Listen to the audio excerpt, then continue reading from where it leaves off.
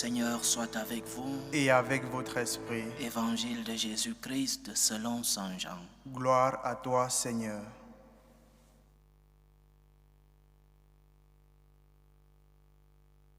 Après avoir lavé les pieds de ses disciples, Jésus parla ainsi.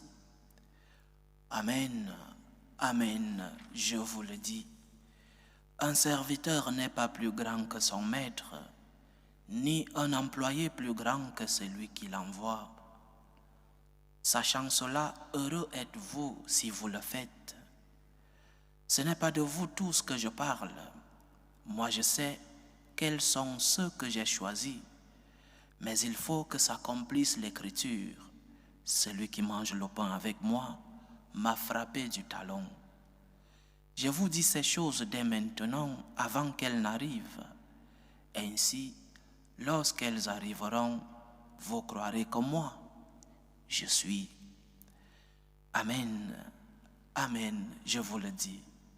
Si quelqu'un reçoit celui que j'envoie, il me reçoit moi-même. Et celui qui me reçoit, reçoit celui qui m'a envoyé. Acclamons la parole de Dieu. Louange à toi, Seigneur Jésus. Il y a deux concepts contraires l'un de l'autre que nous devons éviter dans notre relation avec Dieu. Le premier concept, c'est ce que les Grecs appelaient l'hédonisme.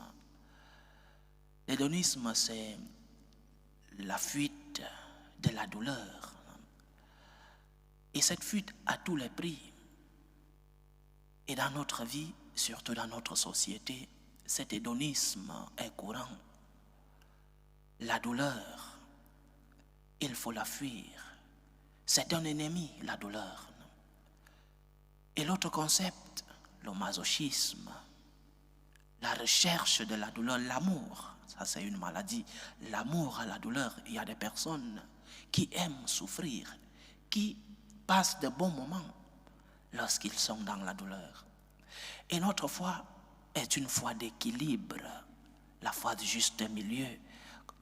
Aristote disait que la vertu est dans le juste milieu. Et notre foi prêche la vertu. Et la vertu entre l'hédonisme et le masochisme, c'est ce que le Seigneur nous enseigne. Il y a des douleurs évitables, mais il y en a d'autres qui ne le sont pas. Il y a des douleurs que nous pouvons contrôler et éviter, mais il y en a d'autres que nous ne contrôlons pas. Et que devons-nous faire devant les douleurs évitables? Bien sûr, nous devons les éviter. Si tu es malade, tu vas à l'hôpital. Ne dis pas, j'accepte cette maladie et je me couche sur mon lit.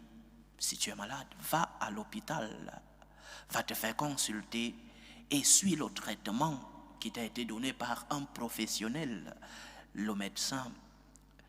Mais il y a des douleurs inévitables. Prenons encore l'exemple de la maladie. Si tu es malade, tu vas à l'hôpital, on te prescrit un traitement, tu le suis. Mais pendant que tu es en train de suivre le traitement, qu'est-ce que tu fais? Tu acceptes la douleur. Cette douleur est inévitable parce qu'elle est en cours de traitement.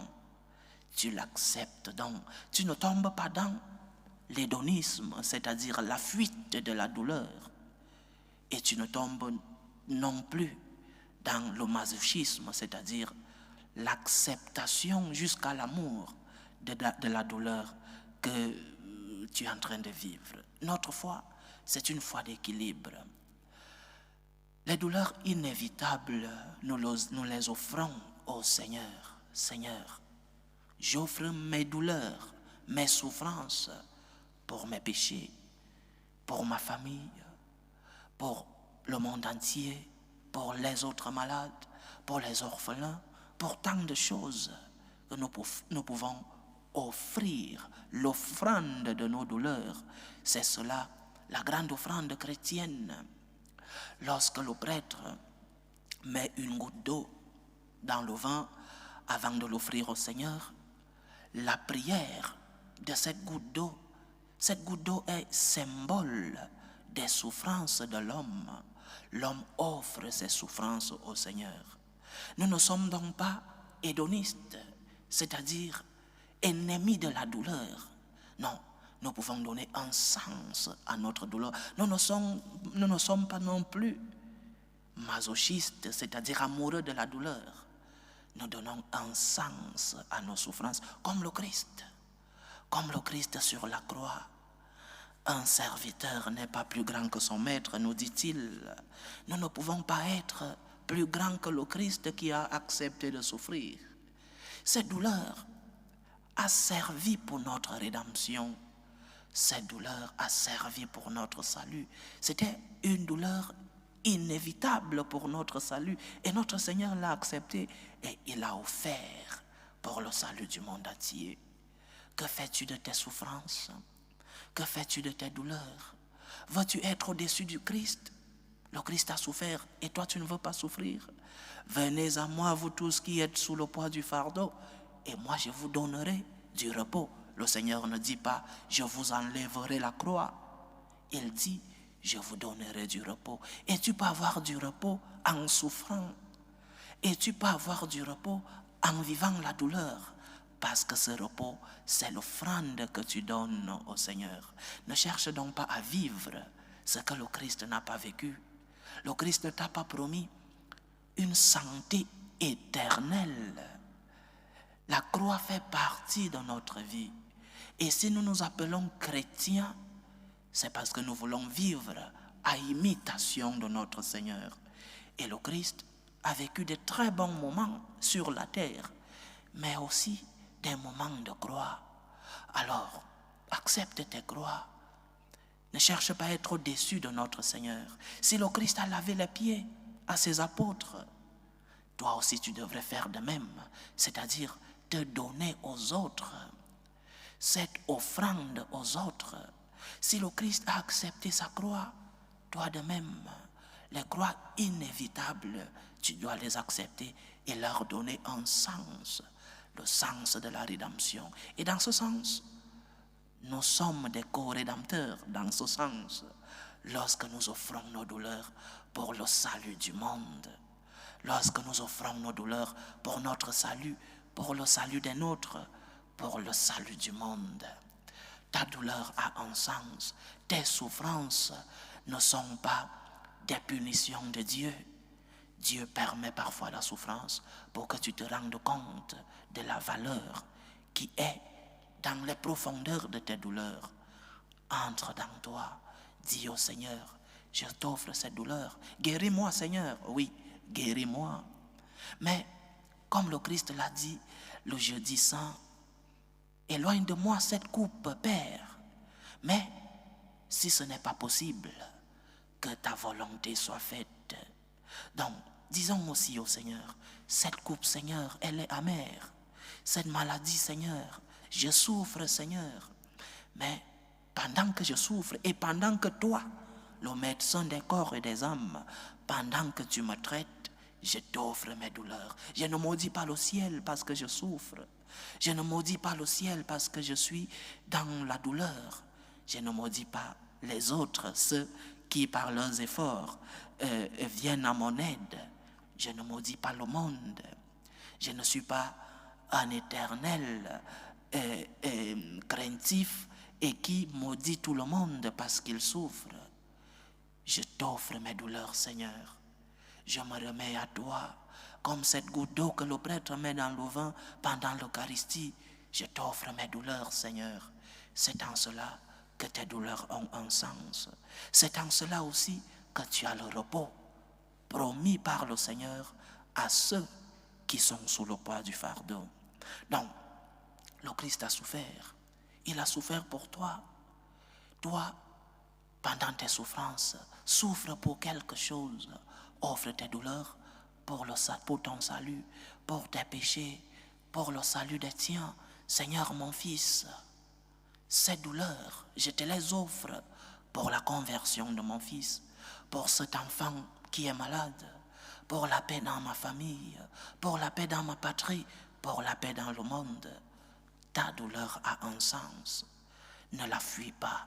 Lorsqu'elle est inévitable, accepte-la. Lorsqu'elle est évitable, cherche à l'éviter.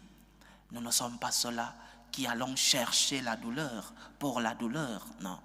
Nous sommes ceux qui, lorsque nous pouvons éviter la douleur, nous l'évitons.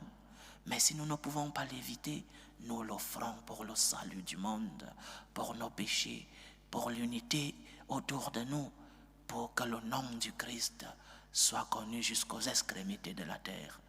Donne un sens à tes souffrances comme le Christ. Donne un sens à tes douleurs comme notre Seigneur l'a fait. C'est en cela que tu auras le repos que le Seigneur t'a promis. Un serviteur n'est pas plus grand que son maître. Si le Christ a souffert, penses-tu que tu ne souffriras pas, toi disciple du maître? Si le Christ a lavé les pieds de ses disciples, penses-tu que tu ne pourras pas te donner aux autres pour le Christ et par amour pour le Christ? Dieu a voulu que nous vivions à imitation de son Fils. Il nous a donné un visage, le visage de Dieu sur la terre, notre Seigneur Jésus-Christ, pour que nous puissions l'imiter, pour que nous puissions vivre comme lui. Aimez-vous les uns les autres, comme je vous ai aimés. Et le Christ nous a aimés en lavant nos pieds.